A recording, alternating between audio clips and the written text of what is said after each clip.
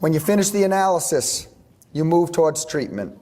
Most of the time, we move towards the first step of treatment the same day we do the analysis, because I love the child to leave the space communicating for those reinforcers rather than engaging in precursor problem behavior for those reinforcers.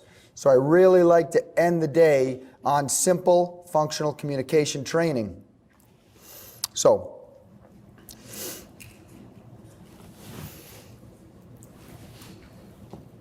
this actually goes back to the analysis.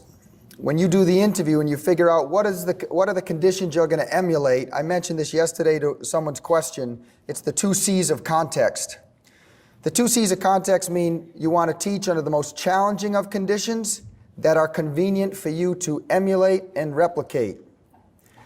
Challenging.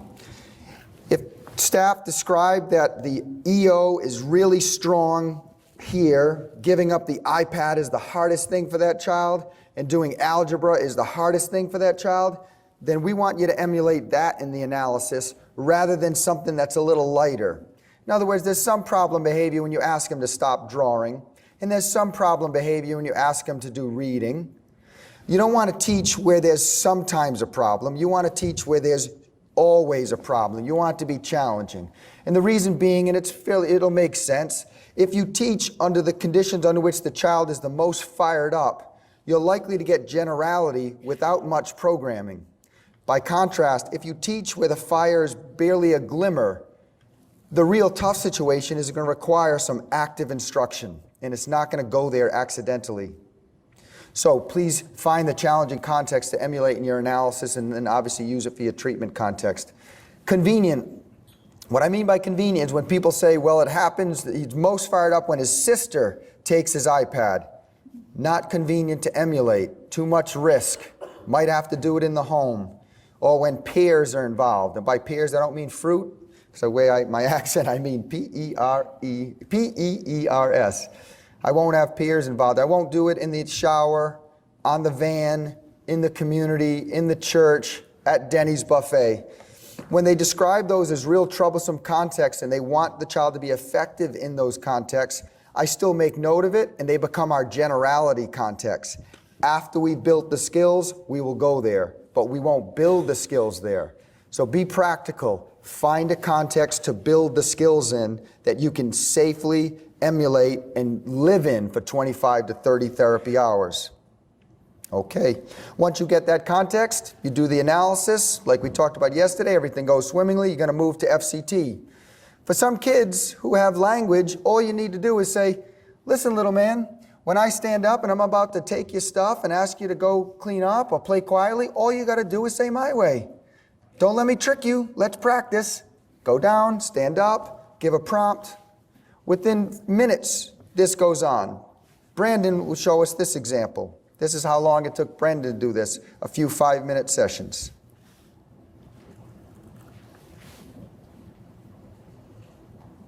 Oh, let me try that again.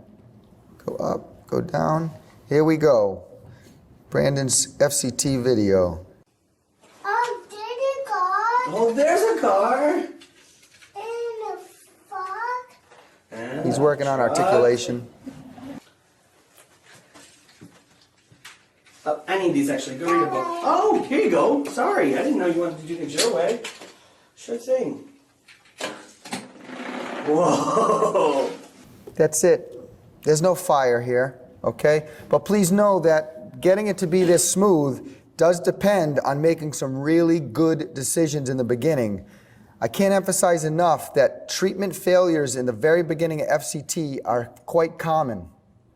There's a lot of little decisions to make that allow it to be as smooth, easy as this, even with learners with great language or learners that are emerging language learners.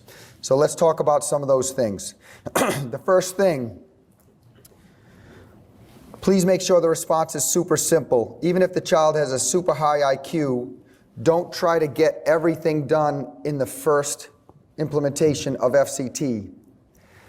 Pick a simple response. So for this boy, he can say a lot more, but they chose my way. Vocal, my way. Second, I want you to consider making sure the response is promptable, and that is a made-up word. okay? So it has a particular definition. Promptable means, and I don't like this expression, but I'm going to use it anyway, you can get a child to do it if you have to. An example of not promptable is a vocal response. You can't make a child say it, okay? Do you know the 5 reasons why parents bring their kids to clinical psychologists for behavior reasons or developmental behavioral pediatricians? Top 5 reasons, been this way for a long time. They won't talk, eat, sleep, pee, or poop in the toilet. Because those are the 5 things you can't make a child do. Eat your vegetables, go to sleep, stop pooping behind the couch. Can't make children do that. And so, same thing here, if it's not promptable, you could get caught in some dead space where you're saying, say my way, and they're not doing it. This is especially true with little language learners, okay? So you want to have sometimes either a secondary response that is promptable, or simply pick a response like a gestural response, or a picture hand, or pressing a button that says my way, augmentative device. Don't worry about whether it's part of their existing language system. We'll get there later. Just make sure the response is simple and promptable. Let me give you a very typical example of an FCT for a child that does have good language. We're going to go with a vocal response my way, but I'm a little worried about it, the child picking up the prompt, even though they can echo. So I'm going to write my way on a piece of paper. This is exactly how cheaply we do it. I write my way on the piece of paper. This is called A, our textual prompt, and B, our secondary promptable response. It goes like this. Be non-compliant, please. Okay. Say my way. They don't do it. I present the textual prompt. There's a second prompt for it. A lot of times kids will read it. My way, and then I'll reinforce. If they don't, I take their hand. Oh, my way. I'm down. Do you understand what I'm saying? I'm giving the child a chance to respond to my vocal prompt, to echo it. If they do, I reinforce. If they don't, I provide my next prompt. It's a textual prompt. Some kids will read it. If they do, then I'm down. If they don't, I take their hand, touch it to the card, and then I say, my way, and then I go down. For some kids, if I were to touch them, they would have a problem with that, so I might just do this. I'll touch them right on the shoulder with the device, with the card. For some kids, we do the same thing with what used to be called a Big Mac switch. You know, those just button like the, what do you call those, Staples buttons. Don't use the Staples button. It's cranky. It's not fun to press. Buy one from a nice magazine for kids. Anyways, you have that device.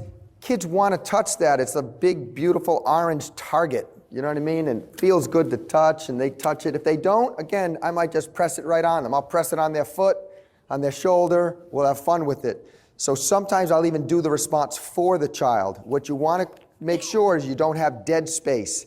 You're standing there as a threat, waiting for them to respond. Please know, a lot of kids are not oppositional. They are confused. And so get rid of that confusion for them. Okay. So we have low effort, promptable, novel. Let's talk about novel. A lot of folks, to make it fast, like to use an existing response. And I recommend you do not do that, because there's a couple really elegant studies out there showing that pre-existing mands, if you reinforce them in functional communication training, will stick to problem behavior and keep problem behavior in those sessions. By contrast, a novel mand differentiates more readily from problem behavior. It's just a response class thing. Pre-existing mands and problem behavior are sticky. They stick together. A novel mand will separate from the repertoire. So if you want to read more about this, there's a super study by K. Mark Derby, Wayne Fisher, and Kathleen Piazza in the 90s. There's a couple more, but that's a really elegant study describing why we might want to gravitate towards a novel mand. That's partly where my way came from, because kids don't say that. That's partly where this comes from, because people don't do this, okay, by and large. And then last, the fourth consideration is omnibus. I've met some people we've consulted with, like met frequently in Zoom meetings with, and when I meet them face to face a long time later, we're having a conversation and they're talking about, I love the on the bus man. So let me be clear. I am not calling it an on the bus man. I know I make a lot of things up, but even for me, I did not go there. It's a real word. The real word is omnibus. And omnibus means there's a single point or a single response that yields multiple outcomes at the same time. Okay? Please know that an omnibus man is not a pure man in many ways. A pure man has a singular EO, supposedly, and a characteristic consequence. It's not a pure man. It's a little sloppy than that, yes? But it's not a generalized man. A generalized man has no particular EO and certainly has no reinforcer that'll satisfy it. It is not a generalized man. It is not a pure man. It sits in the middle. It is a man controlled by multiple establishing operations, satisfied by multiple reinforcers, and it's what we highly recommend in the early stages of FCT. We will differentiate the man if the learner can do that in a reasonable amount of time. But in the beginning, you are not there for language training. You're there to eliminate problem behavior. And you can eliminate problem behavior if the man is novel, simple, promptable, and omnibus. These are what we call non-negotiables. I don't think there's an FCT that we've done in the last 4 years that the FCT didn't have these 4 features to it. This is hard for some team members to swallow. They're going to want to use the pre-existing mans. They're going to want the child with good language to say, may I have a break, please? May I have my stuff, please? May I have attention, please? You can get to that later. Remember your priorities, at least in this process of sequence. Replace problem behavior before we worry about the beauty of the language. Okay. 2 and 3 interact and work really well together. Yes, we have a question. Where's that lovely microphone?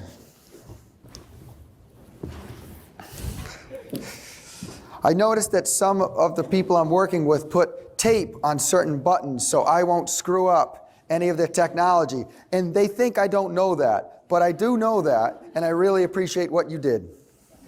What do you got? A learner who has an augmentative device who is fluent with the device. Would you recommend building a whole new folder for that and just putting the one picture symbol on the device and using that?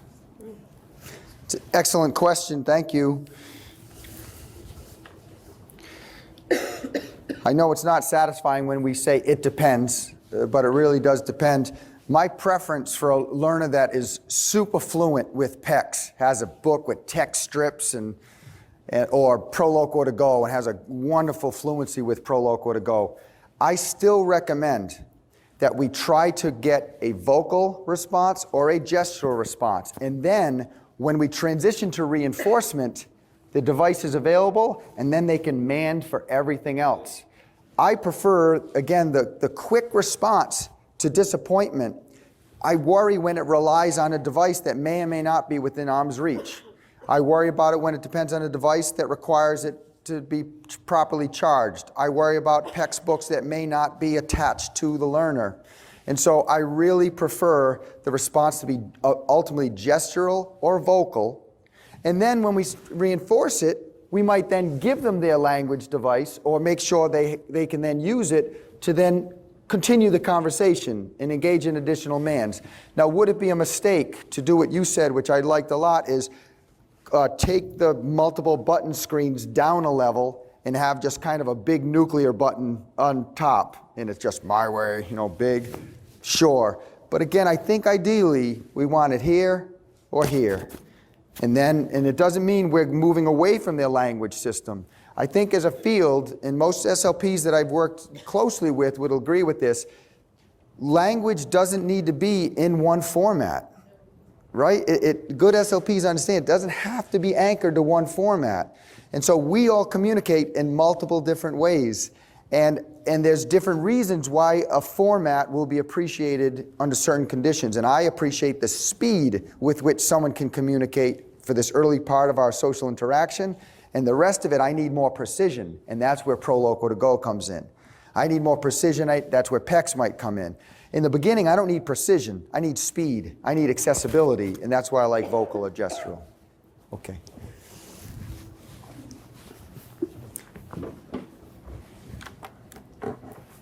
So if problem behavior, so how do you know when to prompt the communication response? The answer is in the analysis, and it's especially easy to know if you progress the EO in a really systematic way. So again, let's say I'm doing the analysis here. In the analysis, the last 3 trials, when I stood up, no, there was no problem behavior. Soft clap, no problem behavior. Approached the learner, no problem behavior. Said, pause the iPad, problem behavior. Right then, I got the little tap or one of these groans, and I reinforced. That teaches us when we can prompt the FCR going forward. It means I can prompt it here, here, or here, but not during or after asking her to pause the iPad. Does that make sense? So if you consider number 2, how do you know when to prompt the communication response? You prompt it prior to when the problem behavior occurred in your analysis. Again, the beauty of the analysis is it teaches you when to prompt. Number 2 interacts with number 3. As you're fading out your prompt, sometimes problem behavior is going to return. It's not inevitable, but it's probable. Problem behavior will return as you fade that prompt, and you have to know precisely what to do. There's a study by Robin Landa that'll come out in the future, Landa, and it examines these things, and her results are clear. We recommend that if the problem behavior returns while you're teaching communication responses, you immediately prompt the communication response and you reinforce it. Now some of you might make you a little squeamish because it looks like this. Problem behavior, prompt, communication, reinforcement, meaning you might be strengthening problem behavior through that chain. What her data shows is that as long as most communication responses are not preceded by problem behavior, you will not have a problem. How do you ensure that most are not preceded by problem behavior? Number 2. So what I'm asking you to do is not worry about problem behavior being chained to communication as long as you adopt number 2 in there, because most of them will be what we call clean, not preceded by problem behavior. I want you to think about the alternative. If problem behavior returns and you don't prompt the FCR, what's going to happen next? Child's going to escalate. They're going to engage in problem behavior. If you don't do anything, the next step will be they'll engage in another problem behavior, usually of higher intensity. If there's one other alternative, the other alternative might be just reinforce the problem behavior. So to me, there's 3 options. When problem behavior returns in this early stage of FCT, you can not reinforce, not do anything, ignore problem behavior, withhold the reinforcer, and progress the EO. That's dangerous, too risky, I don't recommend it. You can immediately reinforce problem behavior and live to teach another trial. I don't think that's a bad option. Sometimes it's pretty good. But to me, the best is prompt the communication response and get down. Now, you might say, well, say they don't take the prompt. That's what you have to learn in the beginning stages of FCT. Before you fade a prompt, you have to know that prompt's effective. Yes? You will know the prompt's effective before you get to a point where problem behavior can resurge. Okay. Last thing on this, and I know there's a question there. FCT, this first step in FCT, is a cool opportunity to learn which prompt is most effective for your learner. Is it an instructional prompt, a vocal prompt? Is it a model prompt or gestural prompt? Some kids will need physical guidance to show them what to do. How about a video model? Some kids really adopt that video model thing. We work with some kids that are somewhat oppositional. If you say my way, that's the last thing they're going to say. Yes? So we work with some teams in Nicaragua, and we come up with something we call the social model. And it's made up, and I'm sure there's something in the literature where people are doing it and doing it better. But it's really funny, and I love it. And I want you to consider doing this, if not, just for laughs. Okay? It goes like this. The child's interacting with the implementer. They're on reinforcement. Everything's going well. We're just about to do FCT. I like to be part of this because I think it's hilarious. I run in with somebody else, another adult. The other adult is playing with toys that look eerily similar to the ones the child's playing with. I act like the implementer. They act like the child. We go right across from them. We pay them no mind. We act like they don't exist. It's just me and the other adult. Then I stand up, I say, I need you to stop playing. I do the same thing, progress the EO. Please put those toys down. We're going to go do some work. And my confederate says, my way, really loud and really almost like with jazz hands, like, my way. And I immediately dropped to the ground like I was shot by a bullet. Whoa, of course you can have your way. Amazing. And then I run out of the room, slam the door. And then the child plays with their toys a little more with a big smile on their face going like boom, boom. And then they run out the door. It's like a car wreck. And the child, we have some videos, we got to get consent. The kids' faces are just like a tennis match. They're just like, what is going on? And then everything calms down. And then we run in and we do it a second time. Same thing. At this point, the child's not scared of us. Now they're laughing. They're kind of in on a little bit.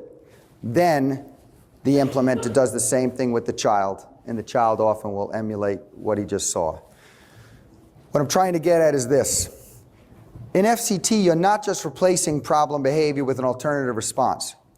What you're doing is you're learning how to effectively teach that child. What is the prompt that's effective for them? What are the prompts that they resist?